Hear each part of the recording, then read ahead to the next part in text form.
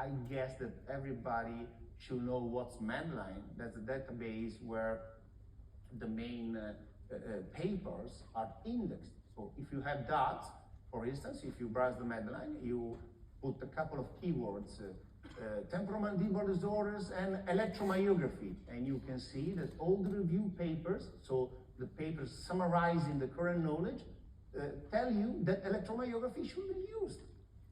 Okay? So that's also a way to protect yourself from buying unnecessary devices, for instance.